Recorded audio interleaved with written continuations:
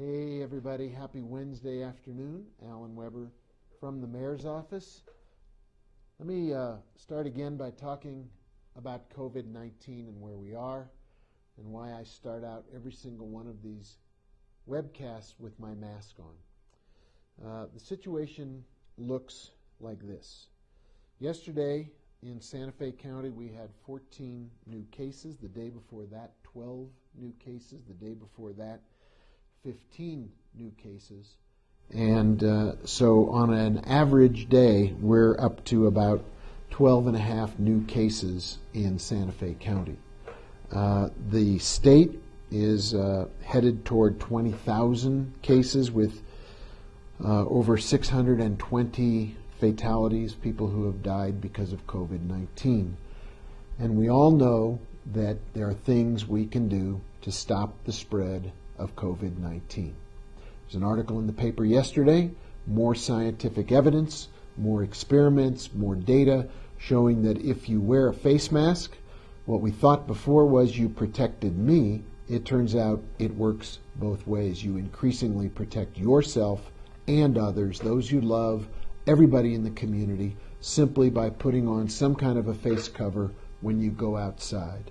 Same is true for the use of hand sanitizer, washing hands frequently, maintaining 6 feet of social distancing, and frankly, if you have a pre-existing condition, if you have any health vulnerability, if you're in the older age cohort, the more you can simply stay home and let other people run your errands for you or take care of your food needs or have food delivered, the better off we're going to be as we try to bring COVID-19 back down and flatten the curve.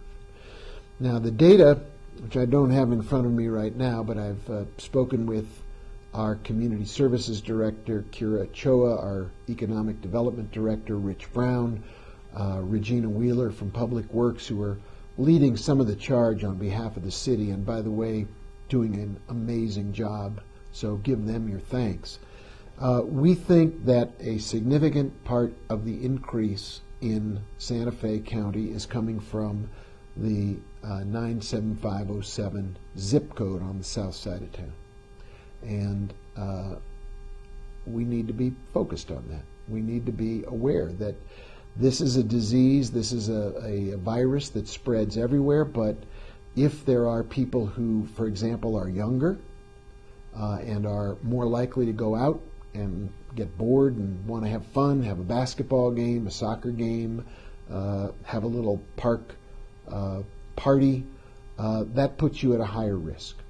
So we're working now to bring together resources to get the word out in English and in Spanish, more education, more explanation about what individuals can do to reduce the spread of COVID-19, free face masks, included when people need one. We'll make those available. Free hand sanitizer. We're beginning to look into, and I hope we can announce, a contact tracing app that is free to use. It's called Novid, N-O-V-I-D. You can check it out. It downloads to your smartphone. It is free. It is private. There's no data leakage. And when you activate it, it tells you when you are coming into contact with somebody else who is a Novid user and whether they may have tested positive for COVID-19. We need to use all our resources. We need to use our educational outreach. We need to use our masks-free other facilities. We need to talk to families. We need to go where young people are gathering and let them know this is a disease that doesn't care what your age is or how strong and healthy you feel. You're just as likely to get sick. You're just as likely to need help. We need to make as many accommodations as we can for our frontline service workers, people who are trying to hold on to their jobs, make a living, get a paycheck by continuing to provide service in stores, restaurants, our merchants who are looking to keep open and need your support, want your business. At the same time, we need to keep their employees safe and healthy. So this is an all hands on deck time. When you look at the numbers, there was a period of time when we were seeing 3 cases a day, 2 cases a day. Now we're up to 14, 12, and 15. And so if we want to bring this disease back down, flatten the curve, all of us, all hands on deck, we all need to be working. It doesn't take much to take some simple precautions. Do it because it works. Do it because you love the people in your family. Do it because it's the way of keeping Santa Fe safe and open. Go to the city's website. Take the Santa Fe promise. Safe, open, together. Wear a pin that says, I'm keeping the Santa Fe promise. Shop in stores where they're having the poster that says the Santa Fe promise is something I adhere to. This disease is not going away, and it's not giving up easily. And we can't simply cave into it and let more and more people get sick, and unfortunately more and more people pass away because of this horrible disease. There's no doubt in my mind that we can bring that curve back down because we did it before. We did it by being focused and disciplined and caring for each other, by maintaining our sense of responsibility not only for our own health, but for our families, our older members of the family, grandma, grandpa, aunties, and uncles, and now we see younger people being affected by COVID-19. So please spread the word. If you're part of a community group, a faith group, a church group, a group where people talk to each other, where they share information, whether it's online or in broken up gatherings where people aren't overly congregating, please spread the word.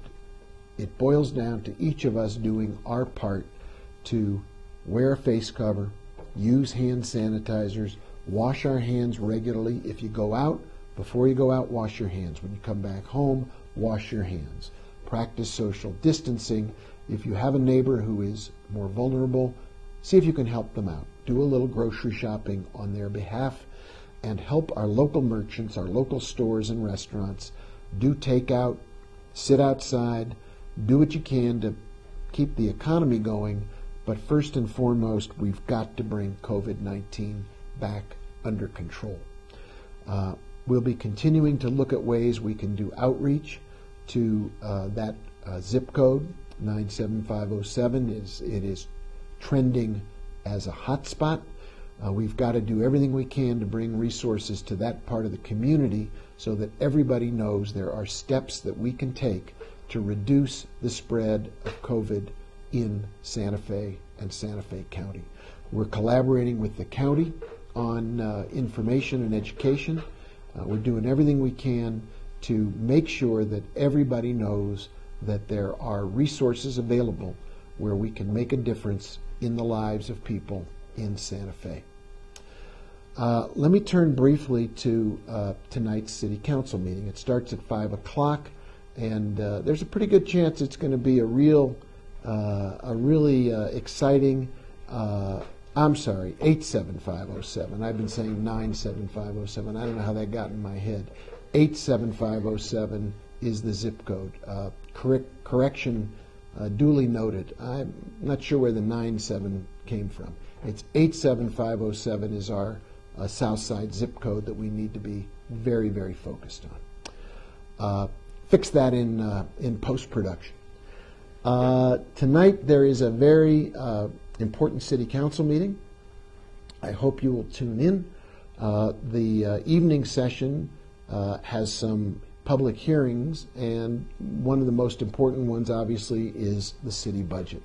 And thanks to the Finance Committee that over the last week and a half did excellent work with long hearings, detailed hearings, digging into the budget, looking into the expenditures of your tax dollars to make sure we're using them effectively and with the best amount of services for the dollars available. I'll give you a quick recap. We started out this budget process in February when the economy was booming and moving aggressively. We had our hotels were filled, our restaurants were chalking up great business, our stores were doing excellent. work. Everybody was looking forward to the continued expansion. We actually put a budget together that was based on significant financial increases to the city's coffers. And then in March, we fell off a cliff. And we absolutely shut everything and everybody down. Our hotels were shuttered, our restaurants were closed, our shops were closed. You remember it. We were all asked to stay home and not even go out, except for pharmaceutical trips to pick up our prescriptions and to the grocery store as briefly as possible to get our food supplies. Well, that represented a complete blowing up of the city budget, and so our finance department, our city manager, our human resources director, our talented city attorney all had to sit down with our department heads one by one by one and start from scratch. And we started with the presumption we were going to have to cut budgets by 42% to make up for the loss in revenue. Well, fast forward to the budget that the Finance Committee unanimously approved yesterday and which will be heard by the City Council tonight. This is a budget which is balanced, with no taxes, increases to your taxes, with no furloughs to city employees, with no layoffs of city employees, and no cuts to city employee paychecks. At the same time, there have to be sacrifices, and I think we should all acknowledge that this is a budget that still means we have roughly $70 million less in revenue than we thought we had. And so, as a consequence, there are serious reductions in many of our departments. One department that has gotten a 2% increase is the Community Services Department, which does a lot of work to deal with the needs of everyday, ordinary, hardworking Santa Fe residents. This is the department that looks after senior citizens, youth and family, that has money in the budget for social workers and people who can reach out to folks in our community who have behavioral health issues, who need extra support. There's also money in the budget for something called Connect, which is a program we're working collaboratively with the county on, so that individuals who in this COVID-19 crisis period need a small amount of money to tide them over so they don't end up missing a doctor's appointment for a kid, who don't have the money to buy a new pair of tires so they can get to work. We have money to help people in the budget. At the same time, we're trying to produce a budget that brings the departments of the city together in innovative ways that will deliver better service to you and a more streamlined, effective city government going forward.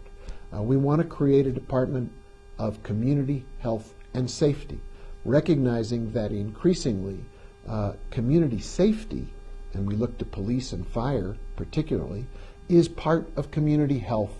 Community health is part of community safety. And so we're looking to combine those services so that our police department, which has roughly 150 officers and responds to 97,000 calls for service per year. So if you think about that on a day-to-day basis, 97,000 calls spread over 150 officers means our department is constantly moving from one call for service to another. We want them to focus on what are the most important calls and which calls could better be served by a social worker or a community service worker rather than a police officer or a firefighter. There is money in the budget for a pilot project where, for certain kinds of calls, a representative of the fire department, the police department, and a social worker will go out on those calls. We're hoping that will reduce the workload for some of our police officers so that they have more time to spend on serious issues and also more time to spend getting out of their cars and doing community policing where they meet our residents, listen to them, and engage in person-to-person conversation, and we really break down the barriers between policing and public engagement. At the end of the day, policing is all about trust, and trust is all about talking to each other and learning from each other and respecting each other at all times.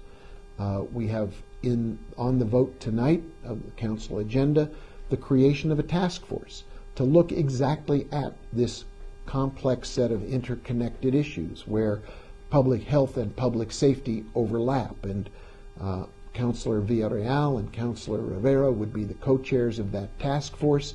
They'd look at policing, but they'd also look at ways we can do a much better job of eliminating the need for policing by going to the heart of the social determinants of health that make people safe and healthy at the same time. So we're working very hard in this moment of COVID-19, a public health crisis, an economic and financial crisis that challenges people to make a living and keep their lives both safe and with a paycheck. And now, of course, issues of social justice and racism across the country. We in Santa Fe, we've got to step up and ask those questions too, and be honest about ways that we can do better in responding to the emotional, social, overall well-being and health of our community, and do so in a way that continues to respond to those 97,000 calls for police service, whether it's dealing with a traffic problem, speeders, people who are doing dangerous driving in our neighborhoods who need to be issued a citation, whether it's dealing with family crises and domestic disputes where we ask our police officers to go in and de-escalate that situation. Perhaps they should be accompanied by a social worker in that kind of an encounter.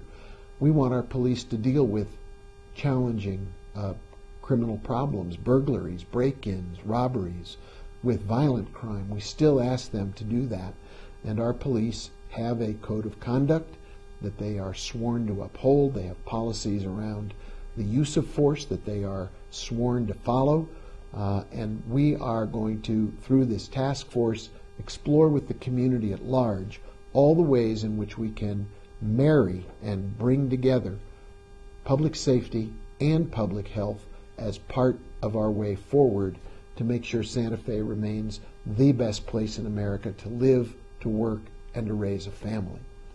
The budget, we're treating as an opportunity to make positive change. Even though we have less money to work with, the goal of the budget is not simply to cut city government. It's to reimagine city government and to streamline it and to make it more effective and ultimately to bring better services to the people of Santa Fe. That's why we're here, to serve you with the kinds of essential, important, and everyday services that make Santa Fe the best place to live. So that hearing will be tonight.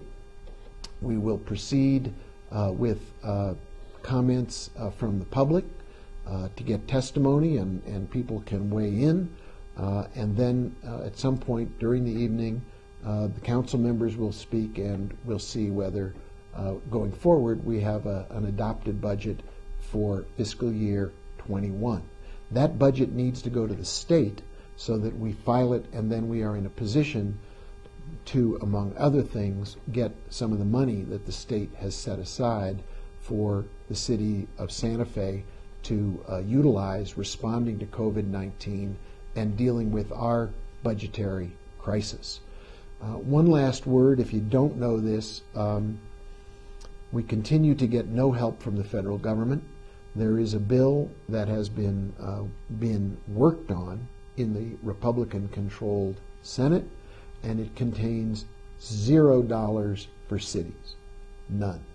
And so as we look forward to how we're going to find our way into fiscal year 21, trying to make sure that we don't have to cut our services, trying to make sure that we keep people employed, frankly, using the city government to continue to grow our local economy through contracts for construction and other things that make Santa Fe work. We will be getting help from the state. We will not, at this time, be getting help from the federal government, which considers cities not to be a part of the fabric of our country that deserves federal assistance. And that's just a shame, because I believe the recovery, both for health and for economics, for our financial recovery as well as our public health recovery, depends on the health and vitality of our cities. So far, we've made that case to the federal government, and in the case of the Senate, where it's bottled up, our argument has fallen on deaf ears. That's a quick report on matters COVID-19. I want to come back to it. I want to come back, get that zip code right, 87507. We need to be aware that there are hot spots in Santa Fe. If you remember, the reason we worked quickly back in March to stand up a special housing offer for our people in Santa Fe who were experiencing homelessness was that at the time we had a hot spot in our homeless shelters. We had about 90 people who were living or sleeping at Pete's Place. We had 45 or more people at St. E's. We were able to relieve that hot spot by standing up a site on the Midtown campus that continues to make a significant contribution to reducing the spread of COVID-19, first in the homeless community and then potentially as that would spread into all parts of Santa Fe. Now we know we've got a different hot spot, 87507, and we need to do education, we need to do offerings of resources, we need to do continued outreach, we need to look at that COVID tracking app called Novid, N-O-V-I-D, see if it can help to use technology to do contact tracing. There will be more testing that's available, so all of that has to work together. But let's be clear, as we do outreach and ask people to help and spread the word, there are very few things that are as effective as personal responsibility, family responsibility, community responsibility, and that involves wearing a face cover, it involves using hand sanitizer, it involves using social distancing, washing your hands, and if you are an at-risk part of the population, please take extra precautions. If you've got young people in your house, in your family, please let them know they are not immune, and in fact, they may be asymptomatic. They may feel so good they want to go play some pick-up basketball or have a picnic in the park with their friends without face coverings, without hand sanitizer. When they get home, they may feel fine, but they may be spreading COVID-19 to the people they love the most. So please, let's focus on the hot spot. Let's use our resources, our community attention to make a difference, and let's do our very, very best to bend the curve of COVID-19. The recovery of our economy depends on bending the curve of COVID-19. People's lives and their livelihoods are both connected as we fight COVID-19. Safe, open, together continues to be the way forward for all of us in Santa Fe. Thanks for watching. I hope to see you tonight at the City Council hearing. It's going to be a very interesting and informative council meeting, and then I'll see you again later on down the road. But stay safe, stay healthy, remember to take care of yourself and your family, take care of our community. We're all in this together. I'll see you next time.